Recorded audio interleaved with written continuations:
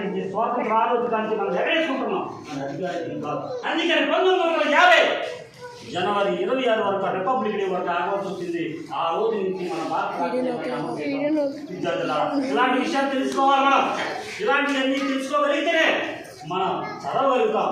ఈరోజు భారతదేశంలో 144 కోట్ల మంది, 145 కోట్లు. ఇప్పుడు జనగణన చేస్తే 150 కోట్లు దాటిపోయి చైనా మించిపోయాం. కానీ నాణ్యతమైన వ్యక్తులు దొరకట్లా, నిజాయితీ పరులైన వ్యక్తులు దొరకట్లా. నిజాయితీ పరులైనటువంటి ఎప్పుడైతే వ్యక్తులు తయారవుతారో, ఉత్తమ వ్యక్తులు తయారవుతారో, ఉత్తమ సమాజం తయారవుతుంది, ఉత్తమ గ్రామం తయారవుతుంది, శ్రేష్టమైన మండలం తయారవుద్ది, శ్రేష్టమైన జిల్లా తయారవుద్ది, శ్రేష్టమైన రాష్ట్రం తయారవుద్ది. ఈ లక్షణాలు కలిగినటువంటి నా అనేదంటే మా అనే దగ్గరికి మారాలి. నా అంటే స్వార్థం, మా అంటే మనదే.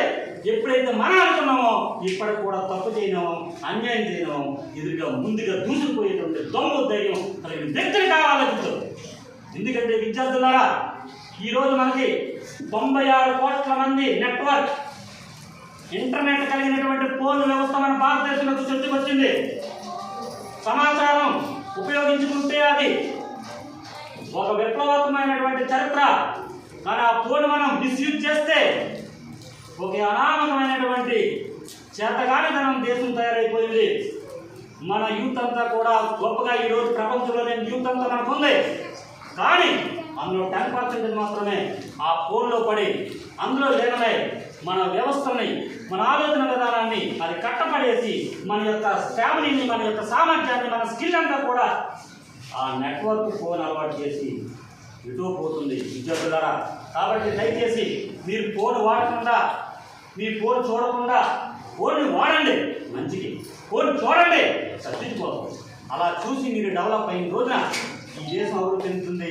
ఇది ఒక పీఠభూమి దశలో ఉంది భారతదేశం. చాలామంది ఉందని అనుకుంటున్నాం వైపు, కానీ అంతా కూడా ఫోన్ కలెక్ట్ అయిపోయింది. ఫోన్లో ఆ మెసేజ్ ఏది రైటో ఏది ఒప్పో తెలుసుకునేటప్పటికే మనకి టైం అయిపోతుంది, మన సమయాన్ని అంతా కూడా తినేస్తుంది. కాబట్టి మీరు ముఖ్యంగా చెప్పవలసింది ఏంటంటే, మీరు ఫోన్ ద్వారా ఉన్న రోజున, మీరు నిజాయితీగా చదివిన రోజున మీరు విద్య ఎందుకు, ఏమిటి, ఎలా, ఈ 3 ప్రశ్నించుకోవాలి. ఎందుకు చదువుతున్నాం, ఏం చదువుతున్నాం, ఎలా చదువుతున్నాం, ఎంత బుర్రకెక్కింది, ఇది సమాజానికి ఉపయోగపడుతుందా లేదని రోజునే మీరు నిజమైన విద్య చదువుతున్నట్టు న్యూస్ పేపర్ కొట్టో లేకపోతే అడ్రస్ పెట్టించో అక్కడ ఏదో ఉన్నట్టు రాస్తే అనుభవం లేకపోతే, లోకజ్ఞానం లేకపోతే మనం ఎందుకు పనిచేయం. ఇప్పుడు వరకు మనం ర్యాంకులు అనుకుంటున్నాం, ఒక్కొక్కడు ప్యాకేజీలు అనుకుంటున్నారు. అదంతా ఉత్తుగా అది వాళ్ళ కోసమే. సమసమాజం బాగోవాలంటే, నవసమాజం రావాలంటే, సంపూర్ణ స్వరాజ్యం రావాలంటే, స్వతంత్ర ఫలాలు రావాలంటే, గణతంత్ర దినోత్సవ యొక్క అనుభవాలు రావాలంటే, పిల్లలారా మీరు టెక్స్ట్ బుక్లు చూశారు. ఫస్ట్ పేజీలో భారత రాజ్యాంగ పీఠికి ఎంతమంది చూశారు పిల్లల నిజాయితీగా చేతులెత్తారు. ఇది ఒక చదవండి, వెరీ గుడ్, క్లాస్ ఫండ్ వాళ్ళకి.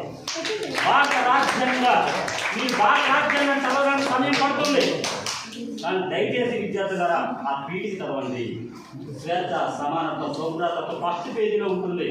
ఆ ఫస్ట్ పేజీలో చదవగలిగితే, ప్రతి కుటుంబం ఆ చదవగలిగితే, ప్రతి విద్యార్థిని అభ్యసించగలిగితే, దాన్ని అవగాహన చేసుకోగలిగితే మనకి ఒక అవగాహన వస్తుంది. మనం ఎలా బతకాలి, ఏ విధంగా బతకాలి, ఎవరిని ప్రశ్నించాలి, ఎందుకు ప్రశ్నించాలి, ప్రశ్నిస్తే ఏమొస్తుంది, ప్రశ్నించినది సమాధానం బదులు ప్రయత్నించింది విద్యార్థులారా. కాబట్టి ప్రశ్నించాలి. తప్పు చేసిన వాడు ఎంతటి వాడైనా, ఎలాంటి వాడైనా మన మౌన యాక్షన్ ఉంటే, ఇప్పుడు 2 రకాలు.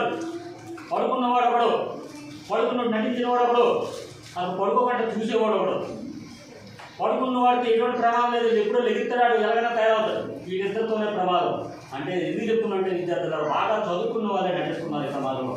నిజమైన చదువు రాని వాళ్ళు నిజాయితీగా అడుగుతున్నారు.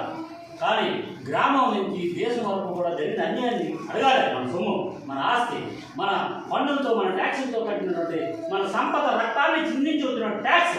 కాబట్టి ఈ ట్యాక్స్ అందరికీ కూడా ప్రజాఫలాలు అందరికీ చెందాలంటే కనీసం భారత రాజ్యాంగం మీద ఇంగ్లీష్లో ఇండియన్ కాన్స్టిట్యూషన్ ప్రియాంబుల్ అని ఉంటుంది, అదైనా చదవండి. మా తెలుగులో రాజ్యాంగ పీఠిక లేదా అని ఉంటుంది. కనీసం ఆ పేజీ చదవండి. అది చదివి మన బుర్రలో ఉంటే రేపు వచ్చిన మనం మంచి వ్యక్తులుగా తయారై ఈ దేశానికి వాళ్ళ అడుగుజాడల్లో, వాళ్ళ అభివృద్ధి ఫలాలు మనకు అందాలంటే ఖచ్చితంగా నేను మీకు చెప్పేది ఒకటే కనీసం ప్రియాములు చదవండి, రాజ్యాంగ పీఠికలు చదవండి, ఆ పదాల యొక్క అవగాహన చదవండి. కాబట్టి ఎవరి కర్తవ్యాన్ని వాళ్ళు నిర్వర్తిస్తే అదే స్వాతంత్రం నా యొక్క ఉద్దేశం.